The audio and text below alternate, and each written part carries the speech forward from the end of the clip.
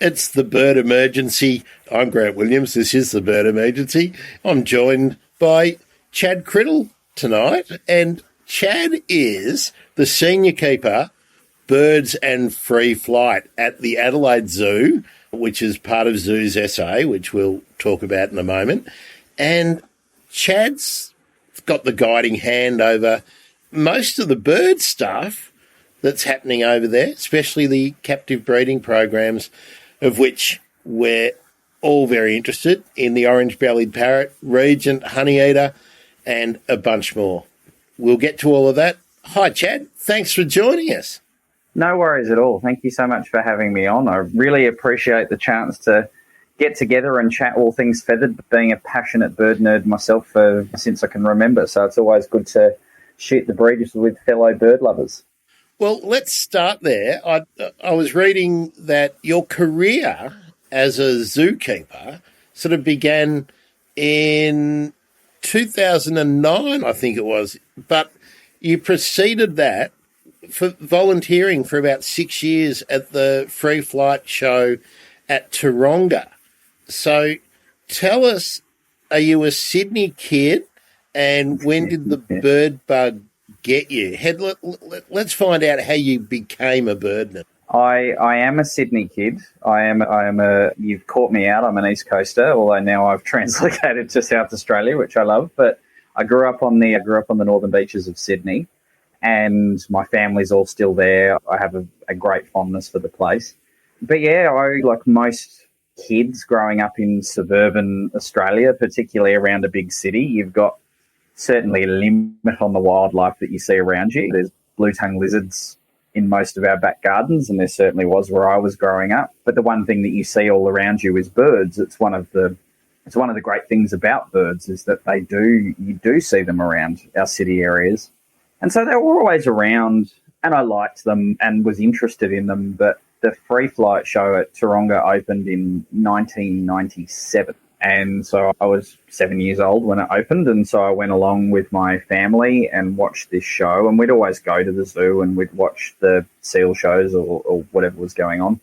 But watch this bird show, and I remember there was a moment in the show where it was a blue and gold macaw at the time who just flew in out of nowhere, or it seems to be nowhere. Yeah. Exactly. Came down out of the sky like it appeared, landed on this person's hand, and it just blew my mind as a 7-year-old. It just, yeah. I reckon, Chad, I've obviously got a few summers on you, but I went to the Free Flight show at Taronga in, I'm thinking 98 or 99, and it must have been the same bird, I reckon, that I was struck by the size. The size of the macaw. I think that was the first one I'd seen close. Obviously seen them in zoos, but at the end of a long flight aviary, and you just don't get that feeling of how large they are, how long the tail is. Seeing them in action just puts them in a different light. And it would have been the same macaw. There was only ever one blue and gold macaw that appeared in the Taronga Free Flight, actually. And yeah, it got me hooked. So following on from that, my poor family had to sit through many a Chad's bird show at home with budgies or cockatiels or whatever I had at home at the time. And then when I was 13, so I was a theatre kid. I loved performing and did drama. And have we seen you on TV at the school spectacular? Because we used to get that once a year. That would be on telly in Melbourne.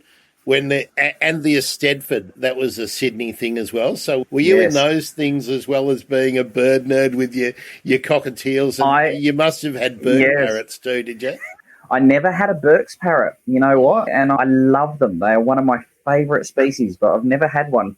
I didn't appear in Rock Eisteddfod or in those ones, but I did appear on television. So I don't know if you remember Comedy Inc., which was a skit show on Channel 9. Yes. Didn't last too long, but I do remember that one. No, yes, well, I was on... Just forgive me, I'm just seeing whether Burke's parrot is still acceptable or whether we have to call it something else nowadays, because I'm old. And, no, Burke's parrot is still my understanding of it. But yeah, I appeared on Comedy Inc., and I did a bunch of TV commercials, and I did some professional theatre work when I was a kid. So I appeared in a professional production of Wizard of Oz, and I was in a professional production of Oliver. But when that all wrapped up, when I was about 13, and I wanted to keep practicing presentations, and so they started this youth volunteer program. And so I joined up when I was 13 and spent every weekend, school holidays at the zoo until I graduated school, and then straight out of school was lucky enough to get casual work as a zookeeper. So it started what's been so far a lifelong adventure and obsession with birds, but also the work that we do with them. So apart from the hands-on work, working with the shows, and we'll talk about that's been extensive over your career, have you gone and done a science or ecology or something as well as your father always wants you to go and get a qualification in case this bird stuff doesn't work out, son? Did you ever get that talk? I certainly didn't. I was very lucky. I had parents who basically said, you figure out what you want to do and you find the path, which was very lovely of them. I did start a degree. So I started a biodiversity conservation degree at Macquarie in Sydney, which I still could probably go back and finish. But I did a year of it. And then during that time, I was working pretty regularly at the zoo, and that it became pretty clear that was my area of passion and focus, and the opportunity came. Yeah, and the opportunity came to do it permanently, and so I took that opportunity. Following on from that, I've done it. So the standard qualification for a zoo professional in Australia is a Certificate 3 from TAFE, which I've completed, and then it's just gone from there. Certainly, we work in partnership with we've got ecologists on the books at Zoos SA and so on, but for the work that I do, and for certainly the career path I ended up being attracted to, it wasn't needed for me at that point. So I took the work and decided to go down that path. But no door is ever closed. I would never be opposed to going back or looking into it if the passion and the drive drove me that way. But at the moment, that hasn't popped up. But yeah, it was certainly the trajectory I started down, and the role of the academic and so on didn't quite jump out to me at the time. And so here I am.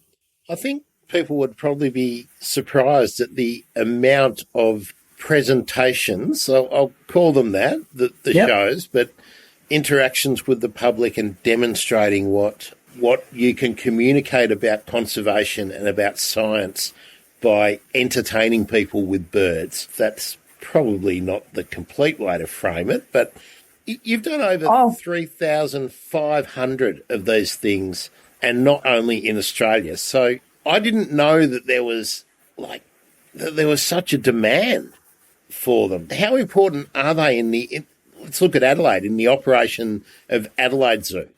Well, the free flight bird show is one of the key draw cards and programs, certainly from a visitor interaction perspective, that we run at Adelaide. It's the large-scale animal shows or any form of interaction with public from a staff member at a zoo, the more and more that we understand of, and the more and more work that gets published on it, is the real way that us as organisations make it different, particularly with people who are sitting on the fence about conservation. It's certainly, if you're an avid bird nerd already, or if you're an avid herp nerd, or whatever passion area is, going to a zoo and seeing a keeper talking about orangutans and orangutan conservation, for example, you don't need to be pushed over the fence. But the reality is there's millions of people visit a zoo in Australia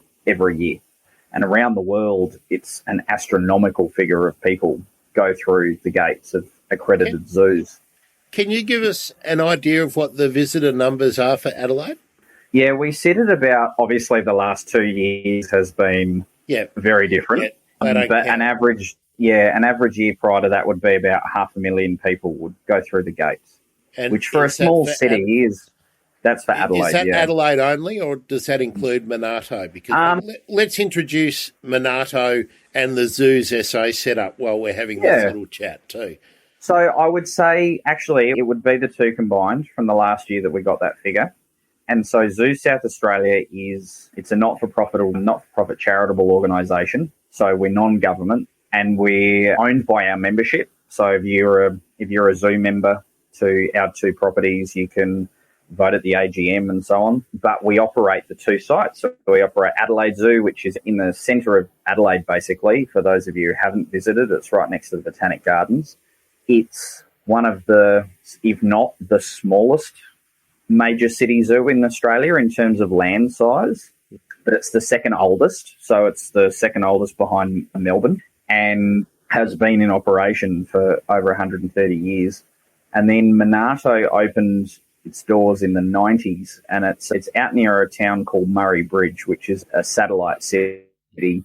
And Monarto started as basically an overflow for large hoof stock, and then and that was a private concern, wasn't it? And then they hit hard times. Is that the story right, or was that a different one? That was a different park. So Monarto was actually originally purchased by the Don Dunstan government, whichever one Don Dunstan was a part of, and he was Minister for the Arts, I believe.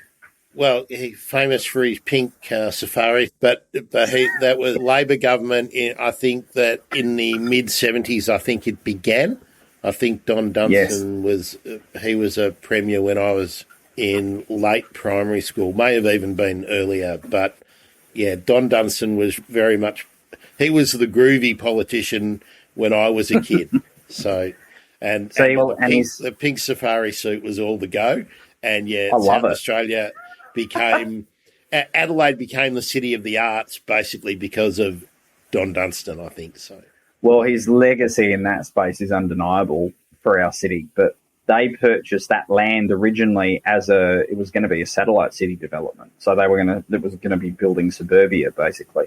And when that didn't happen, the Department of Environment had a setup there, which was basically a setup of aviaries for confiscated animals and things like that. And it was quarantined for a bit too. Yeah. And then it was gifted to the Zoo Society basically as overflow. And then Monarto Safari Park opened its doors in the 90s as Monarto Zoo and has slowly grown over the years and it is currently the largest zoo property on the planet. So in terms of actual land size of the property, it is the biggest in the world. So you can fit every major zoo in Australia into Monarto and have space left over. It's enormous. And a lot of that... Sorry, Chad, it would be a logical sort of partner to what Dubbo has been doing because they're similar kinds of locations in that they're a long way from major cities and that they are dry land sort of rangeland properties. So obviously for large mammals, they're really good. But what's the focus of Monarto in the Zoo's SA setup? So certainly the approach that to most visitors is Monarto is geared as like a safari. So you go to Monarto, you ride the bus, and it's more of a day-out safari adventure where you're looking at animals in large range habitats. Certainly, though, one of the benefits of Monarto, though, is the amount of space we have, is what we can do behind the scenes. So certainly from an organisational perspective, there's a lot of programs that occur up there behind the scenes where we've got the space to isolate things. So, for example, our contribution to the Plains Wanderer breeding program, it takes place up there. Our contribution so we were one of the major partners in the Malleefowl translocations that occurred back into South Australia, and we did all the analogous work on capture and restraint and transport. Can I just butt in there? Was that the project that Simon Verdon was doing? Yes. So working to move. We've done an episode with Simon. So and that was a learning experience, I think, that one.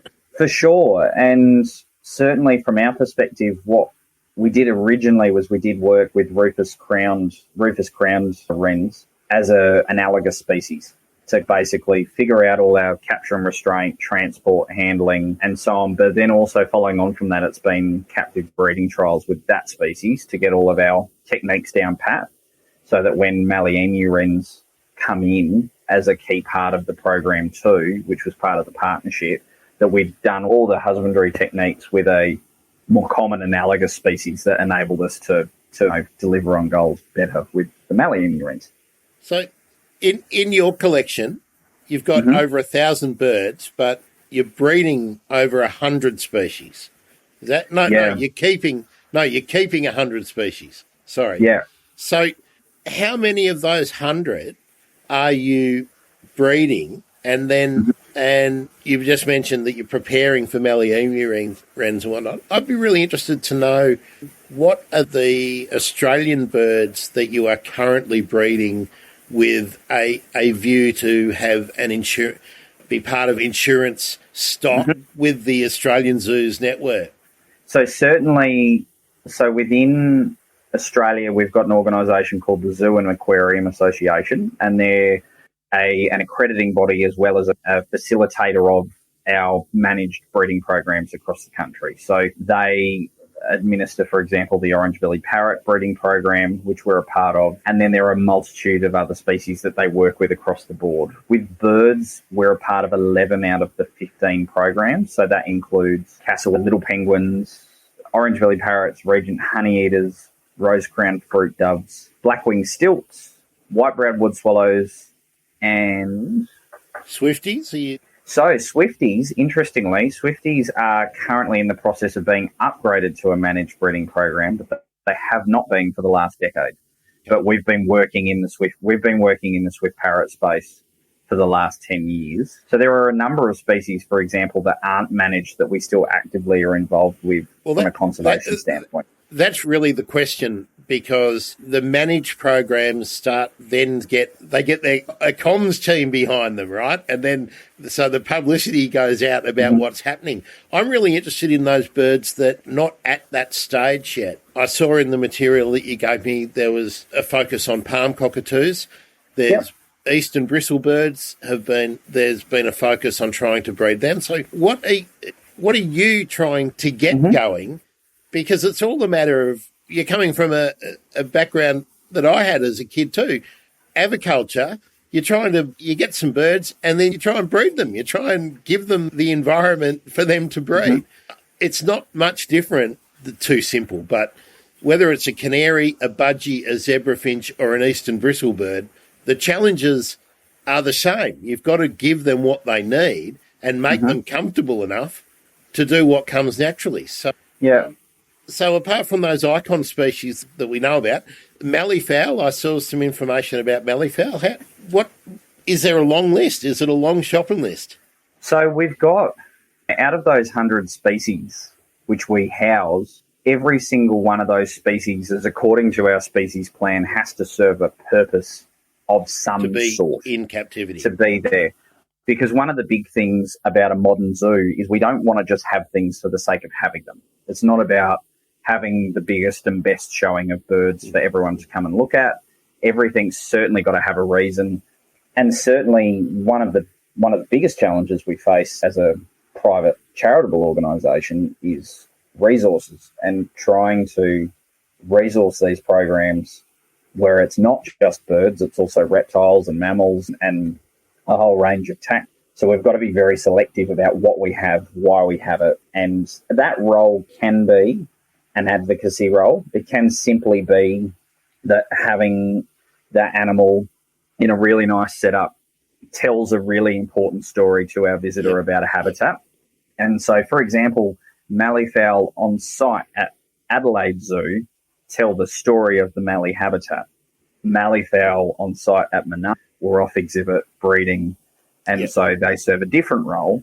But also our Malleefowl at Adelaide for a very long time had a live camera set up above their nesting mound, which was a partnership we had with the recovery team, so that people could see an active nest live. And so there's a huge variety of ways that these animals serve a purpose. But in terms of like the species that are up and coming, certainly, so swift parrots is a big one. Swift parrots are, as we know, they're critically endangered. They need all the help that they can get. And so certainly one of the biggest benefits of the Orange-bellied Parrot program has been that now with the relationships we've got in that network, it's been acknowledged that we don't want to get to the point we got to with orange-bellied parrots before we set up an active insurance population in that space. And so working with our partners with that species is in the process of being upgraded to a managed species. But before that occurred, we've been supporting research in that space. So we've long had a very large group of swift parrots at Adelaide Zoo. And so we've worked with researchers from A&U's difficult bird research, and they've come in and done... With the good Dr. Swift Parrot, no doubt. Yes. They've come in and done tracker trials on our birds. So basically wearing the satellite trackers in a controlled environment so that they can test how it affects an animal's ability to deal with its environment so that they can feel comfortable to put it on an animal in the wild. We're about to do the same thing with regent parrots. It's something that we've done before with regent parrots, but we're about to do it again. The same with black-winged stilts. So our black-winged stilts served exactly the same purpose on a banded stilt trial. So they were using our black-winged stilts to test the tracking equipment on banded stilts. And then palm cockatoos is another great one. They're a species that we've housed at Adelaide since the early 1900s. But since the 1990s, we've been the only place in the country where you could see palm cockatoos in Australia in a care setting. And we've had the only chicks hatched in human care in the country since the 70s at Adelaide. And so, again, a lot of people would question then, what's the purpose? Why have you've only got, and the reality is at the moment there's less than 10 in human care in the country. If you have numbers like that, what's the point? And from our perspective, with those animals, we've been able to document husbandry techniques, refine incubation techniques, refine rearing techniques, refine double clutching, refine nutrition, so that if, now that they've been upgraded to an endangered species, if it's ever required, we've got all the information ready to go. So we don't have to test techniques, brand new founder birds that are a key part of an insurance population. I'm not saying that at the point that's our intention. We've just got it there should we ever need it. And again, then supporting research. So we supported a facial recognition software trial with palm cockatoos that enabled them to identify individuals in the wild just through photographs rather than catching and tagging. And so we were able to do that with our birds as a control, as well as cognition. So there's a lot of varying prongs to how an animal in our care kind of helps. And I certainly take your point about, certainly it's similar in essence to caring for animals in human care is the same whether you're a zoo or whether you're a person at home with a finch ovary. But certainly some of the species we're working with are species which facing challenges in the wild because specialised in a certain area or they require a certain food or weather pattern. And so having them in our care where we're able to pool our resources as a region, work with universities, academics to really nut this stuff out, it gives us the best chance to succeed long-term with conservation goals, which is the goal at the end of the day. Speaking for myself personally, I would dream of the day, and so I'm saying this as well, this is a personal opinion, I would dream of the day where a zoo didn't have to exist. And the reality, unfortunately, is that I can't see that world currently, certainly for a long time into the future. And so every one of your programs a runaway success. Unless we're going to give the world back to the wild environment, that world's never going to exist again, because people know now through mass media and mass communications, they know about all the animals, the birds, the plants, the fish that are in the world. They can't possibly go and see them all, but they still want to see them. So there's always a demand for a zoo as a collection, as a sightseeing opportunity. And the best outcome is to marry that with all of the research and opportunities and the demand that is, because you can do a lot of study in a non-invasive way in a zoo that you can't do in the wild, that you can pick up the same kind of information for things like blood typing and all that kind of stuff. It's easier to do that with birds that are used to being handled than trapping birds that haven't been handled, or fish. It's certainly true. Yeah. I think where it would change, and this is like even what we've seen in zoos around the world in terms of good accredited zoos over the last 2 decades. What they're keeping and what we're showing to the public has shifted. Yep. So even though there's certainly a demand there for people who want to get out and see wildlife, would we ever see a world where the Adelaide City site, for example, ever had an elephant again? No. And that's where zoos have really come a long way, in that they have taken, each one has taken a direction with a specialty, and they've really improved their knowledge and their capability to display. And you would think that with the appropriate displays, that's reducing stress levels on the animals nowadays. So zoos have really come a long way from when I was a kid, and there were a handful of elephants in a tiny little enclosure at Melbourne, and I remember seeing the old enclosure at Taronga, it must have been hell before they upgraded that. Chad, I just want to take the opportunity to say thank you, Dr. Nick, for the thumbs up. Those of you who are in the Peanut Gallery, and there are some of you, feel free to leave a comment, suggest a question, anything that I'm not covering, because no doubt there'll be a lot that I don't cover, because we're definitely having a bit more fun than normal tonight. Chad, you're a herper as well. So let's talk a bit about the Western Swamp Tortoise and that captive breeding program that you were involved in. I know nothing about it, so fill me in. So Western Swamp Tortoises are a pretty amazing species. They were at one point, the most endangered species of reptile in the country. So that title has since been pipped and has now gone to another species of turtle in New South Wales, another particular river specialist. But in terms of the Western Swamp Tortoise, so it's a program that Perth Zoo spearhead, and we're lucky enough to work with them on. But as a species, they're interesting in a multitude of ways. They're a summer estivator. So their estivation occurs through the summer months rather than the winter months, unlike most species of freshwater turtle in our country. Now, just pretend I don't know what estivator is. So an estivation is basically a form of hibernation or torpor. Okay. It's just another term for it, and they do that through the summer months in leaf litter rather than in winter. But for them, it's about rainfall. So where they live in these seasonal ephemeral wetlands that were around area, and so winter is when they're full of water and so therefore food. So that's when they're active, and then they actually rest in the summer months. Now, they're interesting because of that. They're interesting, though, then because how much their habitat has changed because of development and also rainfall patterns. Has that been the main cause of their decline? That the land use changes? It's partly that. But it's also because where they live, they didn't have any natural predators. So their response to something different is, oh, what's that? And they'll just literally swim towards it. And so a fox or a pig or a cat just sits there, and it's Uber Eats for them. But for them, that in partnership with habitat change or loss has been the biggest issue.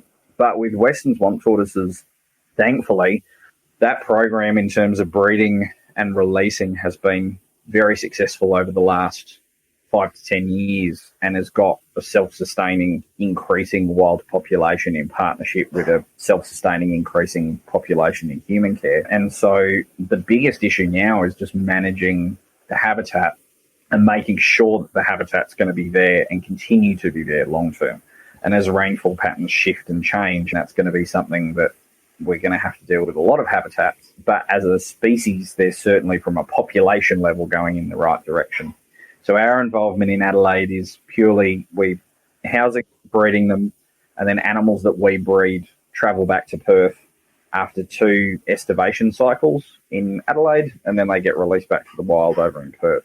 One of the reasons we do that, because a lot of people would ask, for example, like if Perth are doing it, why would Adelaide do it? One of the reasons that we like to do that is because when caring for animals in human care, you can't, if your whole population is centralised in one location, like in one captive facility, you have to view it in the same way that if you had one pocket of wild habitat in the wild, and if something happens to that pocket, so say there's a horrific fire or a natural disaster or even a potential disease outbreak that's not familiar with, if everything's in the one spot, don't have a true insurance population. And so having your population spread out is important.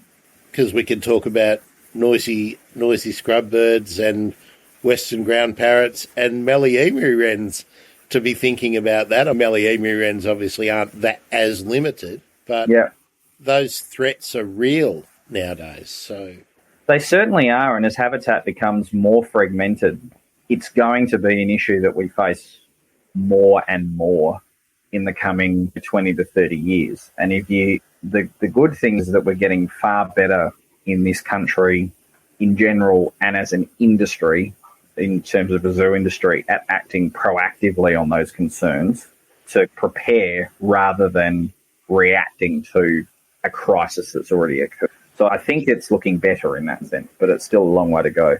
Chad, while we were talking and you're talking about managing habitat and whatnot there, something just came to mind, and this is, again, a bit of not an in-joke, but an in thing. Today I released an episode for the podcast which featured Sally Bryant, who is the chair of the 40-spot Parrot recovery team, and they're in the process of updating a recovery plan which was last produced in 2009. Now, you in 2021 were the chair of the OBP recovery team. Now, after I put Sally's episode out, I got a comment on YouTube, and I've just brought it up. I'm going to put it up and read it out. And I responded straight away to it with some comments.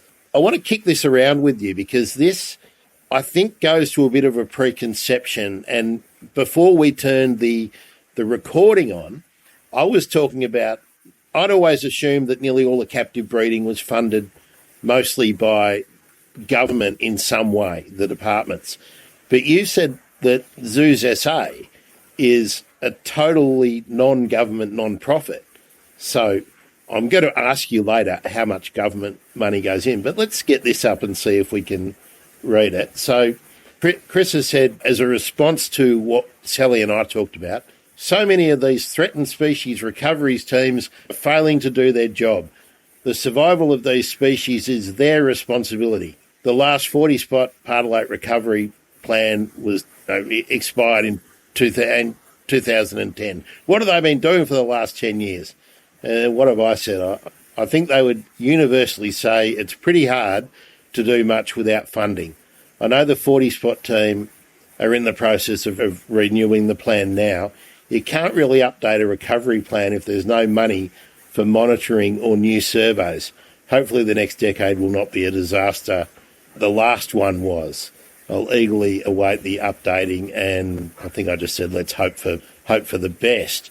Now, you've sat in the chair for a recovery team, and that team that you were the head of for that period is one of the icon species, one of the glamour species. Everyone wants to talk about the orange-bellied parrot. But do you think the criticism is fair? Like, I took umbrage to Chris saying that it was their responsibility. The recovery teams are just a bunch of scientists and conservationists. The responsibility, in my view, is the government's, because either the First Nations people own the wildlife or the government owns the wildlife, right? So I think the responsibility of a recovery team is an interesting one. Each recovery team... It's a vexed issue, isn't it?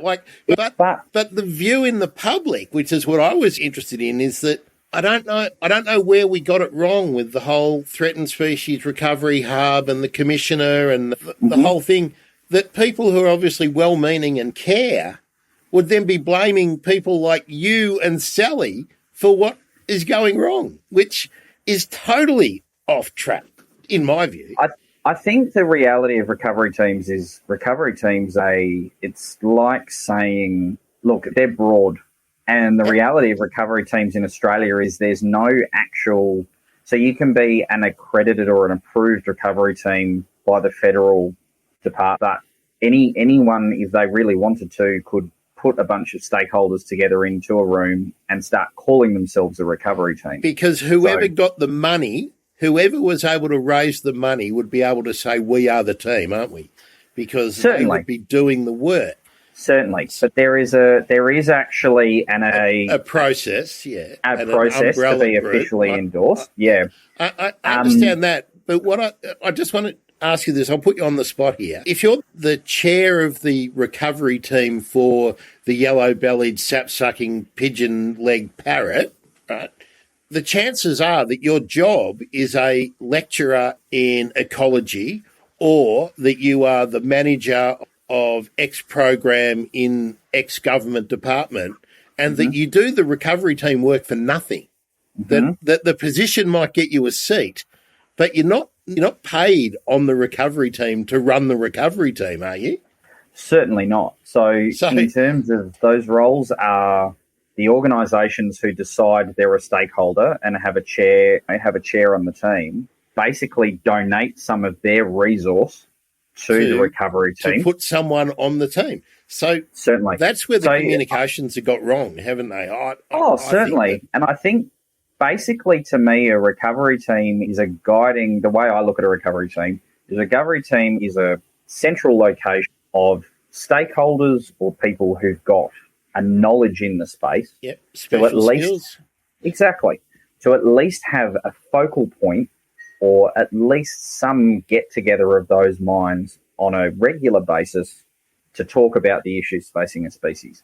Are they all funded? No. Do they all have access to the same amount of money? No. Is it dependent on... It's dependent on grants. It's dependent on... So, for example, the Orange-bellied Parrot recovery team has a small amount of money that is allocated to a part-time coordinator role, which basically helps us administer the program. So that program, being a big glamour species, as you refer to it, requires a lot of reporting to lots of different bodies, and there's a lot of working groups within the recovery team.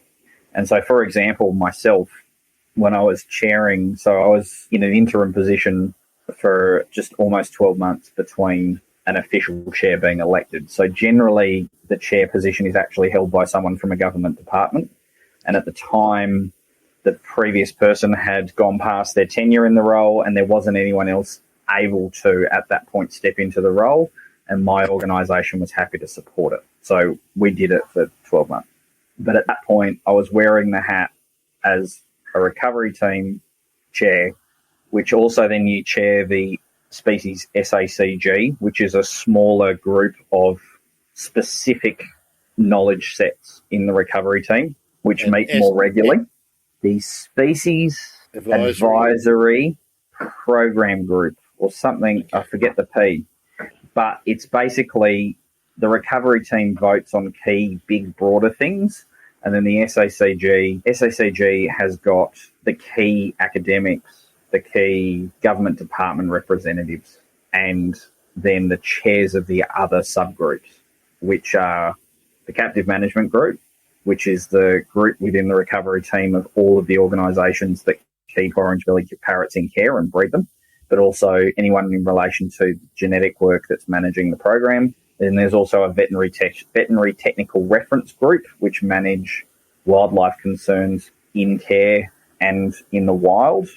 And then there's other working groups. And does that group, the vet group, do the genetic work as well? No, so that generally occurs under the captive management group.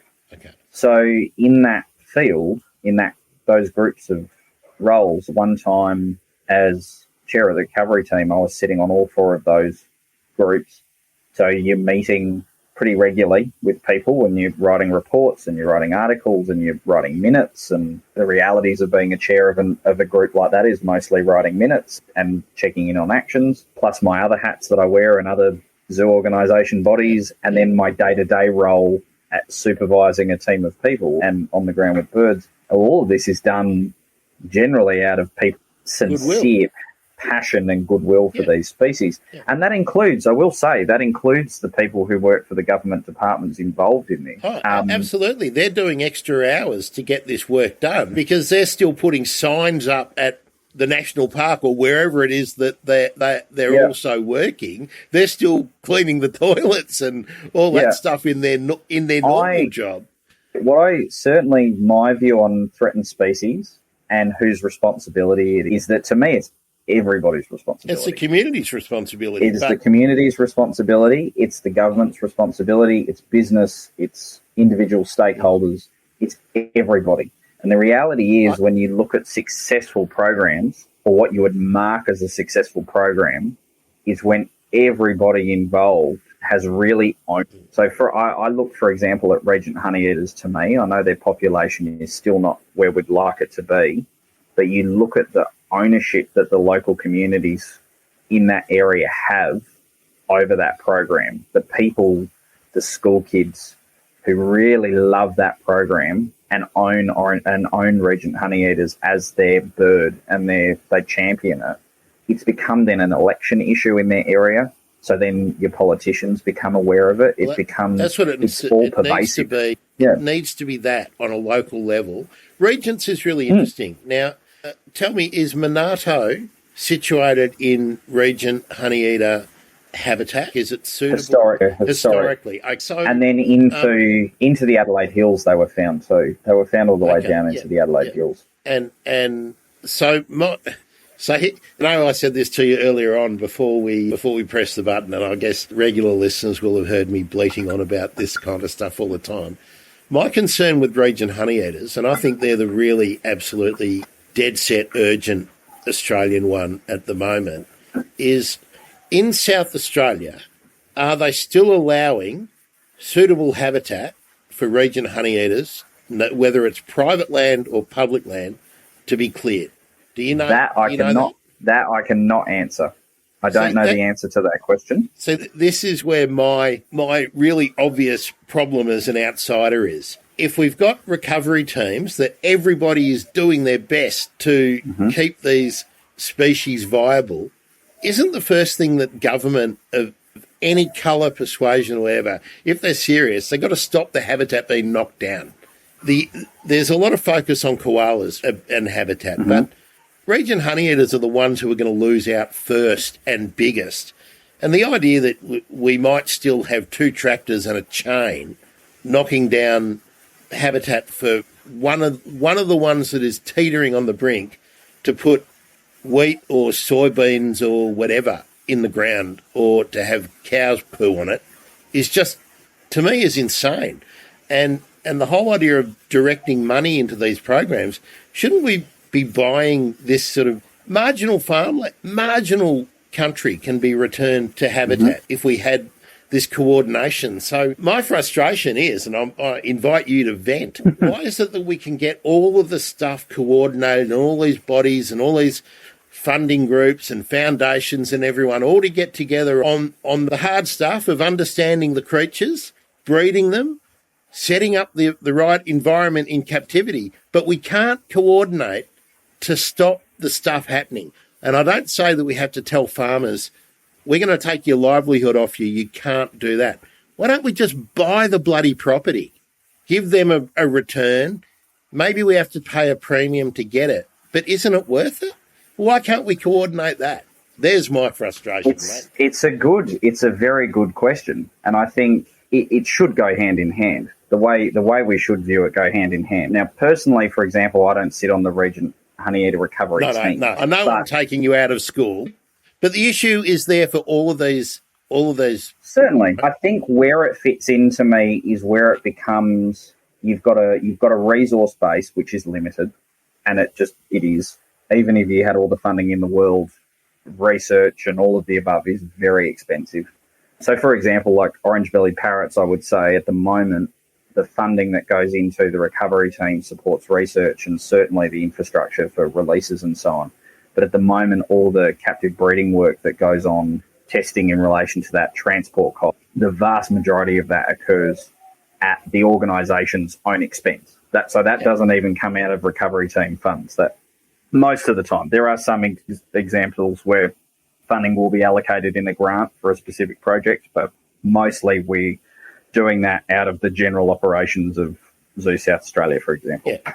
But if you've got a... Sorry. I was just grinning because every time I speak to someone, the battle for funding is never ending. But then we've just given $40 billion away to companies that didn't need it. I think it was $15 billion that they've given away to schools that didn't need it. And we've spent, we don't even know how many billion on submarines that we're never going to get. But we can't find a couple of million, Well, So that's where certainly, it comes back to the community, doesn't it? We've got to force the issue. certainly. I will say that the new fund that was opened up that was accessible to recovery teams, for example, and the species that made the 100 priority, the recent 100 priority listing, which has every been... time I see that Channel 9 show where it goes the 100, I think The 100. that's what I think of, the listing. But that was certainly a welcome access to money that we've been able to get access to or apply for. I think resourcing is always going to be a tricky one. I think what it comes down to for me, though, is, for example, your biggest issue at the point that the program was established was just the population. It was baseline the population. Irrelevant of what was going on as to what was triggering it in the wild. We didn't even have enough in care that it mattered. You could have. We got to the game too late. We were 15 years behind where we needed to get into it. No one thought it would get that bad, did it? Well, two things. No one thought it would get that bad. And two, there hadn't been enough money put into monitoring, because there's been guys like Ross and Dean who have and Chris and doing stuff off their own bat for 20 years because they're really keen bird watchers. That was the information we had. We didn't have people and teams out there scouting all over 3 and 4 states when it was needed. When I was in my 20s, that was when it was needed. The reality is, though, is that when that becomes then your key issue, unfortunately, what that means is that gets all your resources. So therefore, if your bigger issue then becomes why is the species in reduction, which it always is going to be, then you're always going to be coming to that after addressing just the population level. So with any of the species where we've been able to get to it beforehand, the work can be done ahead of time. So I look at cassowaries, for example. Cassowaries, to me, is a really great example of work that was done through the recovery team and birds in human care under the guise of James Biggs, who's now the Director of Conservation at the Zoo and Aquarium Association. Wonderful guy. He was my manager when I worked at Cairns Tropical Zoo. And during that time, and I certainly won't speak for his work or take any credit for it, but the work that he did at working with James Cook University on road fatalities and so on and then working with the community has led to all of those organisations getting successful corridors put in place, bridges built over highways. There is so much getting done in that space, which has meant that the sheer numbers on the ground is not the issue that we need to focus on necessarily. We're actually able to do that preventative work in terms of habitat protection. The key is where that focus needs to be. And if we get to the program where we just need bums on seats, it just by default means that your habitat base then is going to be reduced by the time you get there. So unfortunately, it's just how we deal with that. And the Far North Queensland community have really adopted the needs of the cassowary, are now living around them rather than saying, right, this is how it is, cassowaries have to fit in. Well, I look at the southeastern red-tailed black cockatoo. That's a project that we've been working on at Zoos SA. We've been working with the local community in that part of the world, providing expertise for surveying and funding for tree planting and so on. But the reality is that is a local community owning a project that has resulted in a successful turnaround of a species. Now, it's certainly not done. There's still a long way to go, but it's going in the right direction thanks to the ownership of a community. And again, it's become a political issue in that area. And through their work as a community, that species has got a future. We're able to work with that community on a species like that, but if you don't have good advocates for those species, and that's, again, I look at the recovery team a lot as that. Recovery teams need to be good advocates for species too, and that's where having good communications people. So it's a skill set that I think we need to address more broadly in the ecological community. Having people who are good at communications, good at marketing, good at this stuff, actually out there telling these stories as well, or talking about the good work that happens. It is important because we're in a very competitive market in terms of trying to get people's attention. Yeah. And when cost of living's going up and all of the above, if you say, well, actually, no, I need your support for this parrot that's the size of a budgie, you really have to have planted a seed to that person that they care about them for that to succeed. Do you remember when Jeff Kennett called them the trumped-up Corella? Yes. That was that was when the wind farm issue was happening. So there's always pressures on. There's always going to be a commercial imperative for somebody, a commercial interest for somebody to ensure that we don't do anything, because there's always a resource that somebody wants to exploit that the bird or the turtle or the fish need. Mm-hmm. So that's always a battle that needs to be done. So there's 2 points I want to take up. The Malleefowl, I reckon I haven't dug into it as much as I know, but but it seems to me that the recovery team and all of the community groups across 3, perhaps 4 states have really got coordinated now. And if climate change really affects the Malleefowl, I think we're ahead of the curve in terms of being proactive and ensuring a viable population for that bird. That's really encouraging, that a lot of the lessons seem to have been learned and that the skills that people have learned in one area are now being transferred into other projects. So I get a really good feeling about that. We've just talked about cassowaries. It's not too long ago. I think about the time I registered the domain for the bird emergency was 2013, 2014. I'd actually resigned myself to the orange-bellied parrot being like the Norwegian blue. Ex-parrot.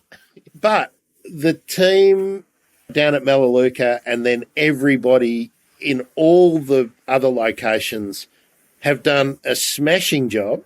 I mean, the fact that I'm pretty confident without any of the inside game, it looks like we might have turned the corner, and without a natural disaster afflicting the wild population now, it seems like you guys have all worked out how to do the introductions and to get that migration, that first migration, to be successful, and that those populations, provided we can keep the habitat for them, that they'll be viable going on into the future. So that's a win. Let's class that one as a win. What's your gut feeling about Swifties? Are they going to adapt to breeding in captivity?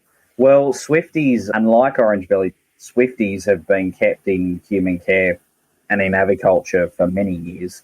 And so in terms of breeding Swifties in human care, it's not so much actually the issue, which in some ways is a good thing. I feel confident that when, as a program, it's established and we start needing to produce animals and managing animals, I don't see that being a concern, because certainly from our perspective, we've been breeding Swifties at Adelaide for 20, 30 years. Okay. They've been very actively kept in the private sector for a very long time. Yeah. So it's not so much with Swifties is breeding them in care, and I guess that's the good thing. It's Swifties, we can breed them. We know we can breed them. And there's a good reservoir of genetics in the private collection so that you could swap individuals and all that to keep that. You're not going to be down to a couple of hundred distinct genetic identities. So yeah, we're in a better position certainly with Swifties than we were with OBPs by the time the program started. I think the benefit of Swifties is we can learn the lessons from OBPs, what works, what doesn't, and basically be on the front foot with all that other habitat work that I was talking about in partnership with a captive breeding program that allows for building numbers and releasing to support it. And I guess that's the good thing about Swifties, is that we're in a better position. Are we in a good position? No, because at any point if you've got a critically endangered animal, you're not in a good position. Do I feel quietly confident about Swift parrots? I do. I feel like we're not coming to the party as late. In saying that, though, OBPs weren't in as a terrible position 30 years ago when a recovery team was formed originally. No, but that's also really because that's 15 to 10 years ago time where so much of the breeding and how to release them hadn't really been solved. But seems to have been done. So, well, certainly we've had positive results, like seriously positive results the last 2 seasons in comparison to the previous decade. And for me, the fact that I used to stand up and do talks for volunteer groups and stakeholder groups, and I wasn't at the point where I was like, they're done, but I was saying at one point, we're not going to see an orange-bellied parrot in South Australia for decades, is what I was saying. And then last year, one popped up on the Coorong. Like, at that point, I was happy to eat my words because it was a really exciting moment. But it's then on us, and it is something that we take seriously. And the great thing about that program is the people involved are super passionate about the work. That whatever that's where I wanted to go just for a minute too, is to talk about, or just to really recognise those people who have been long-serving participants at Malleefowl, talking people who have been doing work, some with a little bit of recompense, but basically people giving up their time for 30 years, 35 years, some people not as long, obviously, but that's committed. That's people really committed to the cause, and we've got to celebrate them. We've got to celebrate them. It's a hard slog. I mean, and they're the invisible people too, Chad. They're not on the recovery team, and their names aren't on any published articles and whatnot. But they're the ones schlepping around with buckets of feed and wiping down feed tables and wiping down aviaries and whatnot. So certainly our work wouldn't be possible without volunteers and the people who do. I come and I get to talk to you, but even in my own organisation, I've got a whole team of people who are out there working with OBPs day to day. And again, like we do, it's by no small feat that these things happen. There are hundreds of people who work on this project. And the reality is that 3 years ago, and Adelaide Zoo is one of the smaller holders of the species, certainly in comparison to some of the bigger facilities. But we would still every year have more on site at Adelaide than were in the wild at the start of the breeding season. And to go from that to the levels that we're seeing now of population return, but also leaving in less than 5 years is very exciting. Are we out of the woods? Certainly not. No. Again, do I feel quietly optimistic? Yeah. And I think mainly because I feel like the team has really pinned down on the releases that are most effective, the techniques involved in that, but also the research that's gone into it, the work that the ANU Difficult Research Group has done with Difficult Bird Research Group has done in partnership with DPIPWI and, NRE in Tasmania now and DELP in Victoria, and then all the other organisations that have supplied data. That work is priceless and it's helped us in our jobs constantly. So we're very lucky. And so many of the lessons that have been learned with the OBP can now be applied to other species that require a number of states and a number of different NGOs as well as governments getting together and following a process. So it's a good news story for that. I just don't think people understand how much time is donated to the cause, because the Difficult Birds group, they're all doing their other academic stuff. They're still publishing papers on everything else that they've got to keep doing to get other grants and to keep employed. And then they're doing all the recovery team work and feeding in information, doing surveys, checking nest boxes, picking off mites, all that. I just wish that's why I do the show, is so that the public can understand that it's not a bunch of people sitting in Spring Street or what's the relevant street in Adelaide where when you're talking about state politics, like in Sydney it's North Terrace, it's all those people in North Terrace stuffing it all up. It's just not like that. There's a pot of money, you all have to compete for it. It's never enough. Good projects. Yep. We get it done, and that's right. And you get it done off your own back. Well, I've got to acknowledge, I've got to publicly acknowledge, for example, the work of Carolyn Hogg, who works out of Sydney, and the IVP program in human care, the work that we've been able to do on that population, where we've got such a robust population, where we can comfortably release 100 birds a year now, is all off the back of her work on understanding the genetics, how we could best manage it. She's been basically donating her time to help the species coordinator and stud bookkeepers as part of that. And it's been amazing. Yeah. And it's people like that who, even the roles of species coordinator and stud bookkeeper, Lisa Tuttle and Ash Herod over at Moonlit Sanctuary, again, they're voluntary positions that organisations provide the resource for. And then my chair roles were the same. And it just wouldn't work without that goodwill, but the passion as well. And in a way, it drives results though as well, because the people who are there aren't there because I'm being paid to sit on this committee. They're there because they love and it's yet the outcome. The outcome is the important thing. So cheers to you lot. Good on you. They're an amazing bunch of... Yeah, I certainly appreciate it. I just get to sit here on my ass and talk to people about it. I really wish, I just wish we could find an easier way to communicate to the public that most of the conservation work that goes on is unpaid volunteer work, because even though people are Dr. such and such or Professor such and such, most of the conservation work is work they do extra to what they're paid to, and that's where the volunteer stuff comes in. It's just like being the footy coach of the under-11s. Yep. Well, certainly the lack of understanding of most people in terms of how even the scientific community works and funds itself, it boggles my mind. Like, more people should understand what it's like to write a grant, to pay your way and so on. And it's something which none of the organisations working in this space are exempt from. We all have to go through this.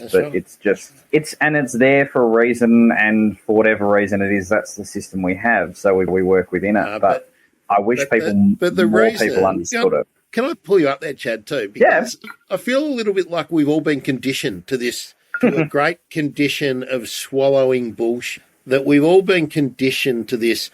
The competitive grants, they're all there for a reason. It's to stop waste and to make sure that the public money is used effectively.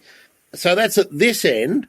And at the other end, we're pissing away billions of dollars into the hands of bloody billionaires. It's just, so we've been conditioned to accept that. Here's your deal, Chad. Now, here's your grant. Appreciate it and love me for giving it to you. That's just wrong, and that's because we do not value the wildlife and the habitat. It's all part of the process. We value the farm, but we don't value the timber that stands on it. And if we don't value that, we can't value the lizards or the insects. To me, that whole thing as well, in essence, is a communications and marketing issue. That's right. And it really is. It really is. It's how do we... And we're 70 years behind. We're probably 100 years behind in terms of that, because the value, the intrinsic value in Australian society to conquering the bush, carving out a livelihood from a harsh country, we're conditioned to that.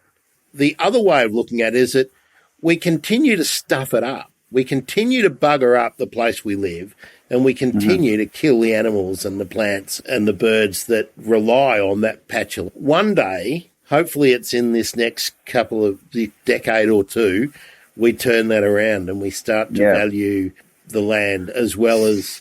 Certainly one thing I'm very fortunate, I guess, for is the fact that I get to work in a space where I'm surrounded by the people who are passionate about it. Certainly my view of it, I get to see the people you referenced, the people who don't get paid, the people who are doing it off their own backs. I get to see that drive and energy and passion that's out there, which is why I'm very much an optimist on the conservation front. Like I certainly, there are very few conservation battles, I think, on the planet where an animal is still around where we've lost the battle. To me, there is always going to be an out, and it's just a question of finding the way. That's right. We've got the skills. if we don't have the knowledge, we have the ability to gain the knowledge. We've got the ability to understand the relationships between species and within species, all that kind of knowledge we're able to get. It's just the commitment to making it happen. That's where the battle is still there. Certainly, but it's also about how to make that, and it's certainly one of my biggest passions in my work. And that's where we're going next. Yeah, that was well timed of me, Ben. It's about communicating that to the people who don't know that's happening, because the vast majority of people still haven't heard of an orange-bellied parrot, and that's a concern for me. Yeah, how do we cross that bridge? I don't know, but it's that to me, that's why I'm so passionate about the public interaction side of the work that I do, because the real win that we would get is the minute that, every single person just knows what they are, in the same way that koalas are a great example of this to me. Everyone knows koalas, they love koalas, and if you even talked about, and as has happened, if you talk about a future without koalas, it gets people on their feet, ready to get out there and do stuff. It's a double-edged sword, though, because, where I'm coming from in Naarm or Melbourne, koalas, big ticket item. Greater glider, not so much.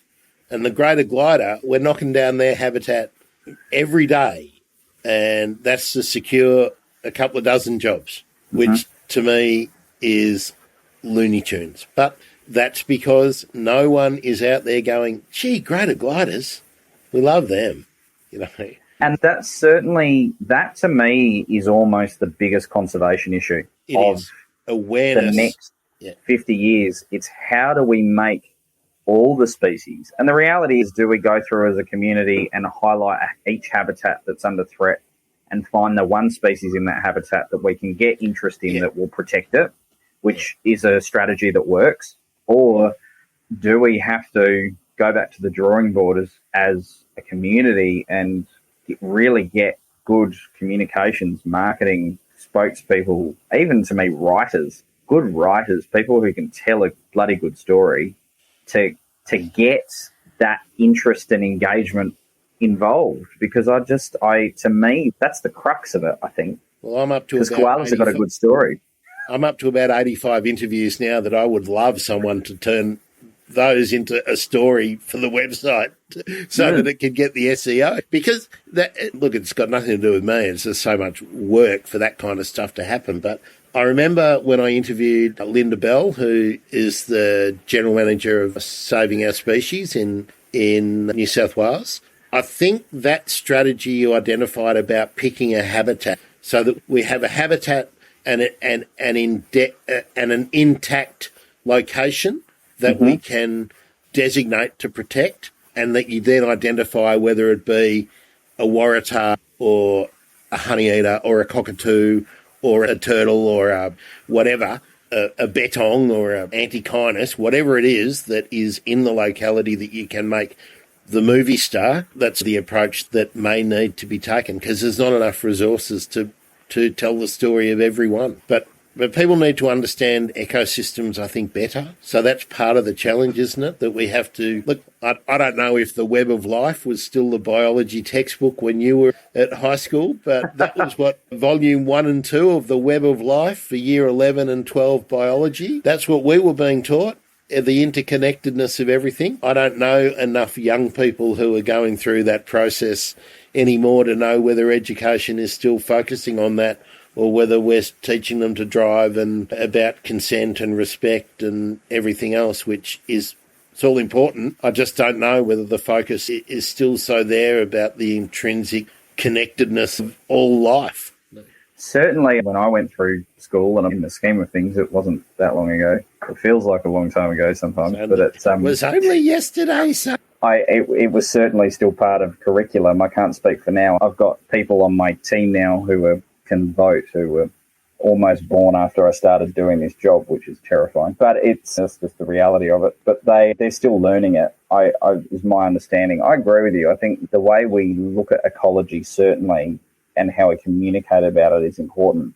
But also then how we legislate and how we build policy framework around it too. Because if you're building policy framework around protecting, for example, just a breeding location, it doesn't then matter if you've got the breeding location down pat, if the summer feeding ground or whatever it isn't also protected. And so understanding, like OBP to me is a particularly complex program because of this, because we're crossing multiple jurisdictions, state jurisdictions. And so your policy frameworks differ. So how do you protect an animal where multiple departments and different states? And so we've got a framework that seems to work at the moment, but it's complex. It is because nature doesn't recognise state lines. And so or even government, even country lines. There are plenty of species which... Well, let's not talk about seabirds or shorebirds then, will we? Well, exactly. It's like, how do you even cross that bridge? Because then as well, how you vote as a person in your electorate here on your federal government might not even be the crux. It's really hard. That's right. I don't have the answer. It might depend on Siberia or Korea or China or Taiwan or Thailand or that's right. Which is why we can't give up and we have to just keep saying these things. Now, I just want to butt in a bit and say the Facebook and the Twitch people, something you want to say or want me to ask or want Chad to respond to, stick it in the comments and let's go. Let's go back to talk more about you, Chad. Your live flight experience has taken you beyond Australia and you've done, as I mentioned earlier, over 35 individual shows in your time working as a keeper. Two things I want you to tell everyone is where have you worked or where have you gone to present shows? And then what do you think are the really important educational, interpretive, communication parts of those shows? It's a great question, that second one. But in terms of my career, so I started at the Taronga Free Flight Show. So it was a goal of mine as a kid, as I spoke about earlier, to do that bird show. So I was very lucky because my industry is very competitive to get into. And the first job I happened to get was at the bird show that I actually wanted to present. It was like a career goal of me. Like I don't even think I realised how lucky I was at the time. Like now I look back on it and I look at people trying to get into my industry and I'm like, wow. And I worked hard and I volunteered, but also I was in the right place. I had the right mentors on my side. I had good people who wanted me to succeed as well. And I got to do that, which was amazing. So I was there for 12 months. Then I moved to Cairns in Far North Queensland and worked for a small family-run zoo, which is no longer there. It was called Cairns Tropical Zoo. It was in Palm Cove. So I got to live in Palm Cove for 3 years, which wasn't... And it was pretty relaxing, actually. How the Botanic Gardens in Flecker? Fantastic place. Stunning. And so I presented bird shows there. So we had a similar sort of species makeup of birds at the Cairns show. And then during that time, I got the opportunity to go over to the United States. And so while I was there, I was working for a company called Natural Encounters, Inc., which is run by a gentleman by the name of Steve Martin, not the comedian, another guy. He's also very funny, but not the comedian. And it's a bird show animal training company, basically. So their existence is they subcontract animal presentations or animal training consultancies to zoos overseas. And so I started at the bird show that's at the Disney Animal Kingdom, which is their zoo. We had a bird show there. And then we took a whole bunch of birds over to Dallas in Texas, and we set up a bird show at the Texas State Fair, which is like their version of our agricultural shows. Yeah. And we been in every movie that's been set in the Midwest forever. And it is as big as it was terrifyingly big. To put it in perspective, we were doing, and by the time I went there, I was there in the 25th year of Steve's company doing this bird show there. We had 90 birds, just under 20, and we were doing 5 to 6 shows a day with a amphitheatre that sat 5,000 people, and it was never an empty seat in the house across 3.5, 4 weeks. So that's taking birds to so many people. It is. It really is. And that's why I love what I do. So following on from that, I did 3 years with marine mammals as well. So I did pinniped shows at Taronga working with sea lion and penguins before I came to Adelaide to do free flight again. But it's why I love it, because you are taking these animals to people who may not even be on the fence. The reality is the vast majority of people who go to a zoo, go to an aquarium, go to a state fair, whatever it is, are still going to just have a fun day out. That's the reality of it. That's what we know from the research. And so these people are going for a good day out. So they may not even be on your side already.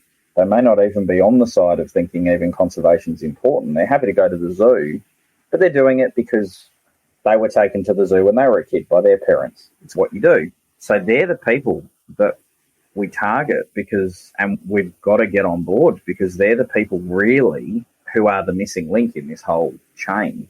It's the people who may not have even realised they have even the ability to do something about this stuff. And so for me, I look at my own experience where I told you earlier about the macaw. For me, it was that one moment, and here I am chairing a recovery team and, so on later, and it all stemmed from that moment. Sure, other things happened along the way, but the reality is we can do that exact same thing now for people. And I'm at the age now where there are people who have worked with me who were kids who watched me do a show. Yeah, that was going to be my next question. How many disciples have you got on the team that have come through from that same experience in the amphitheatre? Everyone who's works in a zoo has had a similar sort of experience, an interaction with an animal or with a person and an animal, and generally there's a person and an animal involved. There's someone who's inspired you. And that to me is unbeatable. I look at these shows, and to me, and I use the word show, and I don't shy away from the word show, and I use the word entertainment, and I don't shy away from it either, because that's in reality what most people see it as. But I've got those people for 15 to 20 minutes. I have their undivided attention, and in that time, sure, they see a barking owl catch something in midair. They see a black-breasted buzzard crack open an emu egg. That's something that I remember from that Taronga. Yeah, I wasn't sure. I couldn't be sure of my memory that it was a black-breasted buzzard. But yeah. You see that. You get an up-close experience with a macaw. So we fly macaws in our show, and during that time, if I can at least have them leave going, birds are cool, I'm happy, because they're then the person that the next time they see a story on the ABC about the bird that they were interested in, that's a piece of research, it's on a piece of research or something, they'll stop and think and watch it, or even just read that article that they see that pops across their feed or whatever. That to me is the key in what we do. And I understand there's ethical dilemmas about keeping animals in human care, and particularly around, I think, people looking at animal shows still as purely entertainment. Can I just stop you there? Yeah. I wanted to note earlier on that I think this is a generational thing, that I've always been referring to the birds in captivity, and you're talking about the birds in human care. So I think that demonstrates a shift in the emphasis about where the animals are placed in the system. I don't think that our hearts or our heads are different, but that the time I grew up in, birds were in captivity. Now we are caring for animals in our care, which is elevating their position in the hierarchy, and that has got to be celebrated. But before we press the go button, we were talking a little bit about the ethics of the show, and I shared with you something that I'll share now. I'd been to the same Taronga show that you had about the same time, within the same handful of years, and I thought it was really well done. I really enjoyed it, and I couldn't see any problems. But I did go to one where I saw birds, which I thought I felt like they were trained pets rather than animals being appreciated, and certainly what they were being asked to do was pretty poor. And then I went to another one that was in Australia. Then I went to another one overseas that part of it was really good, but then they went back to the trained monkey aspect of a lot of the stuff with parrots doing corny things, riding bikes and all that kind of stuff. And I couldn't see any value that was educational and conservation focused in that part of the show. And that really got me thinking about the value of them. But I had an interaction with two hornbills, and the keepers at that park took me backstage. I got to see all the breeding aviaries, and they took me right through their labs, and I got a really good look, and it was great.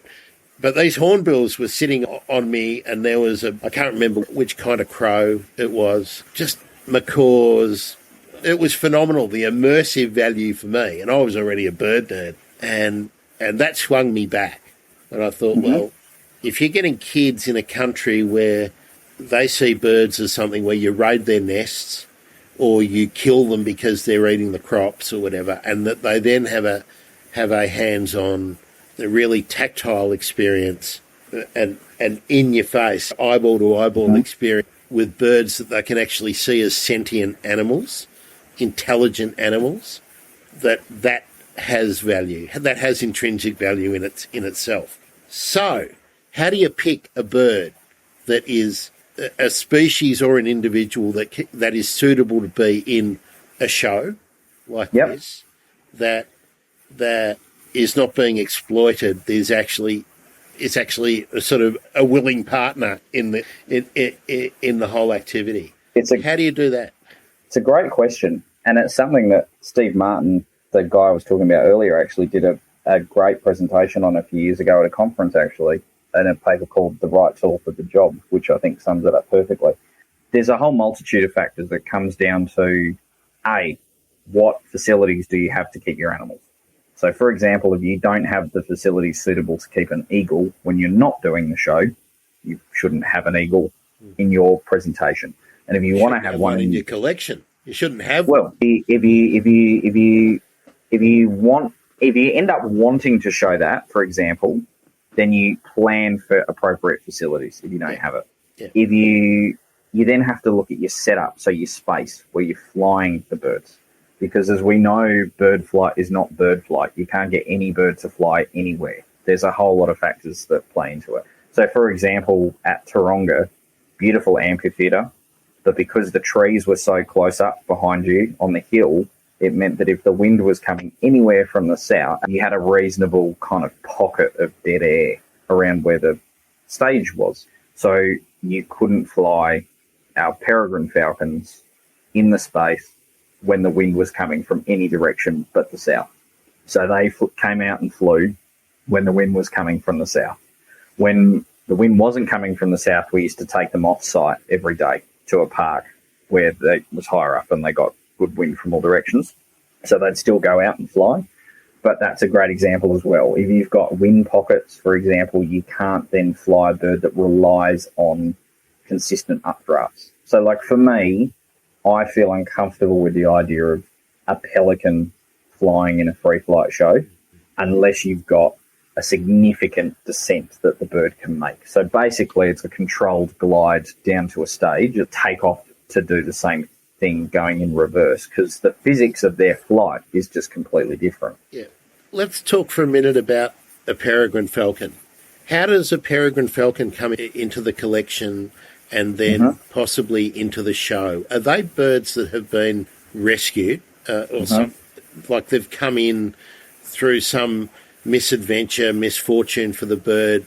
They're not, people aren't captively breeding peregrines to go into bird shows, are they? I don't think at the moment. So I wouldn't say 100% that it hasn't happened in Australia before, but certainly the peregrines that I know of and the peregrines that I've worked with were all kind of non-releasable. For being bird strike or something, hit a car or something like that. Exactly. Okay. And so for whatever reason, either the injury means that they can't physically function at full capacity in the wild, or they spent so much time in care that they became too reliant on people, and so they're not. And that's a similar situation for most of the birds that will be in shows, isn't it? They're all. I would say from most of the larger, things like the and some of the cockatoos and whatnot are probably different, but a pelican will be one that's come in to to the zoo for some kind of veterinary work or something, and that then has not been able to be released and has a temperament that means they don't mind being it. So certainly that would be the case. So if you're getting a rehab animal in, so most, if not, I would say all but one of the wedge-tails currently flying in programs across Australia were wild rehabs. There was one that was part of a clutch that hatched at Flays back in the day, who I worked with that bird when he was in Cairns. So it has happened sporadically that a clutch will hatch in human care, and then they end up in a show. Generally, though, with those birds, it's a rehab case. But then as well, it's not any rehab is suitable. So you might have a bird that, for example, is completely missing a wing, or temperament-wise just isn't suitable. And certainly one thing we've got to be very careful with is the messaging around animals with injuries, keeping animals like that, how you keep them. But from a temperament perspective, you have to have the right kind of bird. You have to have a bird that doesn't look at, and it's not so much about how they look at people, because you can work on that. It's how they look. To me, what I look for is an animal that looks at change in stimuli and its environment and how they deal with it. So if you've got an animal that sees a change in stimuli and its environment, and it looks at it and explores it and thinks about it, that's the bird that you want. If you've got a bird that sees something different and straight away goes, nah, I'm out of there, that's generally a bird that I would avoid personally, because the reality of working outdoors with these animals is I can't control what wild birds are going to fly over. They're a flight risk, aren't they? Exactly.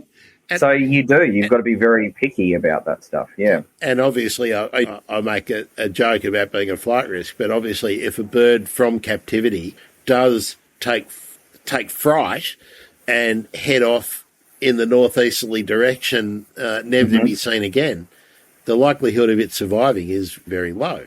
It's pretty slim, but one thing I will say on the fly-off topic, because it does happen, we've got your flying birds outside. Birds do occasionally take a wrong turn. You've got your macaw from Adelaide. Was it the macaw that headed off for a holiday for a few days? 3 days. That was about 6 years ago now. Yeah. It happens. So what we do in that context is you do a lot of work with them, and a lot of people ask us how long it takes, and the reality is it depends on the bird, but before you go outside, you're not just training the routine that you see in the show. You train them flight skill. I'm training them how to descend. I'm training them how to land in a crosswind. I'm training them how to fly in rain. I'm training them how to fly with predators nearby, so alarm calls. I'm training them how to fly uphill. I'm training them how to go into their pet pack in every single different location that we need to, so that if they end up in someone's backyard, they'll walk into their pet pack in their driveway. So there's a lot of background work that happens. And then, what it means is when those occurrences do happen, because they do, you have an animal that can deal with lots of different weather conditions. So it's flight fit. And so it can handle being out. But also the minute it sees you, comes back to you, puts itself away.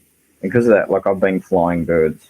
You said how many shows I've done, and I think about even just training sessions and individual birds, and I've never completely lost one. I've never had a bird that hasn't come back. We've always got them back, which is a pretty good stat when you think about the amount of flights that goes on. Well, if you put the training and whatnot together, you must have done 10 or 15,000 probably with individual birds. So to not having lost one in battle is a pretty good stat. But yeah, you got to pick the right one. And to that as well, then there are species that then I would say that we do actively breed in human care if they're going to take part. So I would look at owls, for example. Owls are a great example. Yeah, that's my next question. Who are you using now? And when I say using, who are in the show? Who are the best ones? And how do you can you tell with a young bird of a suitable species that has come into care by whichever method? Can you tell? Are you like the bird flight show whisperer? I wouldn't go that far necessarily. I have a list of things that I like to see very quickly if I'm assessing a bird. What are they? So definitely the reacting to different stimuli is just number one. I want to see an animal that is interested by change. terrified of Not change. terrified. That's starting. I like an animal that's still physically fit, even if they've got some form of injury, because I just want to make sure that, because flying daily in show is still physical work. So we want to make sure that your animal's physically fit to be able to do it. That's what I look for. And you generally can see those things pretty quickly. We've got a team of people that are involved in the assessment process. So our vets, obviously, our creative programs and animal behaviour manager, my fellow senior keeper. There's a whole bunch of people that would look at these things. But for us at the moment, our program is 2 red-tailed black. So one is actually a southeastern. She's the first southeastern that we've actually had in care at the zoo many years. And she is missing a wing. So she was found on a property near Mount Gambier by a participant in that project, a landholder who found her, realised something was up and brought her down to the zoo. We had to amputate the wing, unfortunately. But she's an amazing ambassador, A, for that program, and B, for the work that occurs in the conservation space. So we've got her, we've got another red-tailed black that's in training. She was found in a driveway after a storm in Adelaide, so we think she got blown down to Adelaide from Mount Gambier. We've got a galah, so we tell the story of galahs and how they've adapted, but also how we see them around us all the time, and there's still a lot of things about them that we don't pay attention to. Yeah. So it's about, even though you see them all the time, pay attention. We then have a black-breasted buzzard that cracks open an emu egg, which is an instinctive behaviour for them. You never have to teach them how to do that. You show them an emu egg and they do it. So we make an emu egg out of plaster.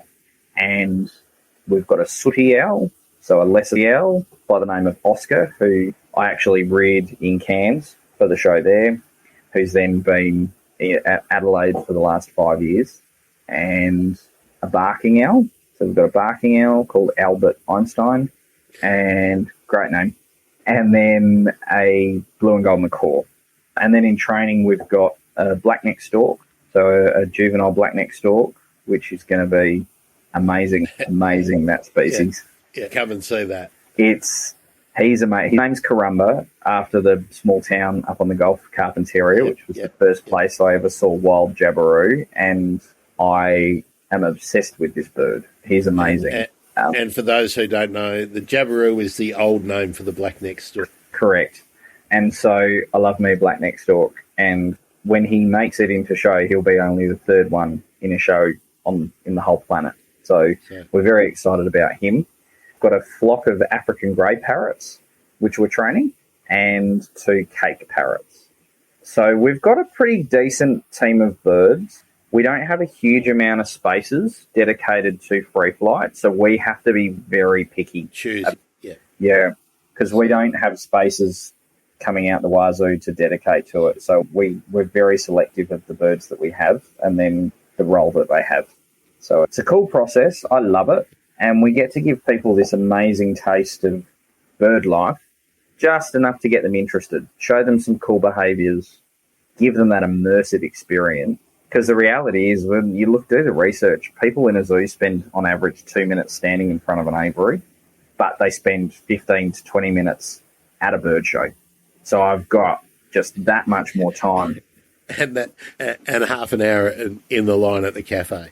Exactly. And so our messaging never stops. You go to our zoos and we've got conservation messaging there.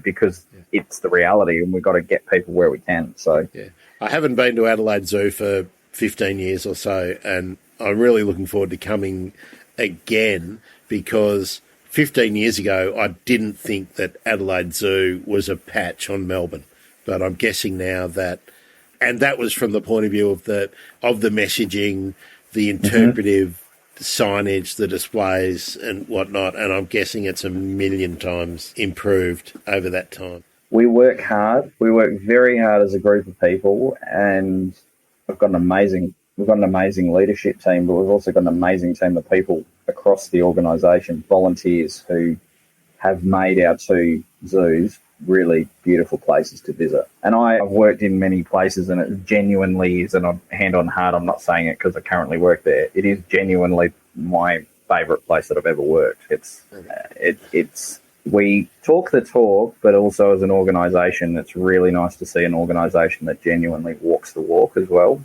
particularly when we just don't have many resources, but we'll still, the last 2 years from COVID has been a real pressure on us financially, but never once did we scale back a financial commitment to a recovery program, a breeding program, ever. It just wasn't ever on the cards. We scaled back other things, but that was never, ever a question, which is great to see. Yeah, that shows real commitment.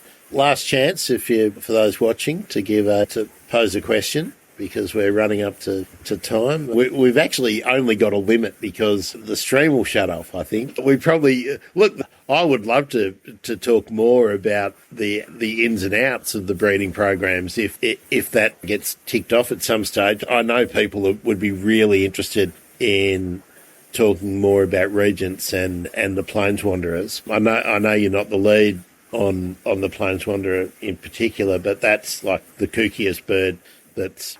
So that would be a fun thing to do. Yeah. So, Chad, I hope you felt like you told us everything we need to know. The last thing I guess it's important for people to know is if they want to come to one of the free flight shows at Adelaide, do they have to book? No, so that's just part of your general admission. So if you walk in the gate, you can come in, and we're no longer requiring, we're back to just, you can buy your ticket at the gate now. So you can, I would still probably advise people to pre-book, only because it makes your entry process faster, but you don't have to. You can just rock up on the day, buy a ticket and come on in, and it's part of the daily programming. So there's lots and lots to see and do. And on average, I'm guessing you've got a pretty set timetable. How many shows a day you're doing, and what's the earliest one? So currently we're doing one free flight a day at Adelaide. So we do an 11:30 free flight in the morning, 11:30 in the morning. And then we'll do, when we do the summer zoo in the summer holidays where we're open into the evening, we do a second free flight in the evening. So for that program.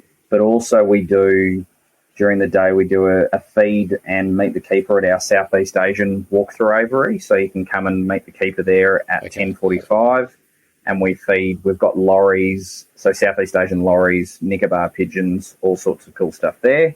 And then in the afternoon, we do an Australian rainforest and wetlands, meet the keeper and feed. So you can go into our rainforest and see our lyrebird and stuff like that. So there's lots of bird nerd stuff to do, as well as, because we've got penguins and pelicans too on that list. So there's... Well, I'll get Chad to give me the current info. I'll put it on the appropriate page, which will be birdemergency.com/Chad. We've got to do this, Chad. We've got to say thanks, Chad Crittle, Adelaide Zoo, Zoos SA, for being on the Bird Emergency. I'm Grant Williams. Thanks for watching.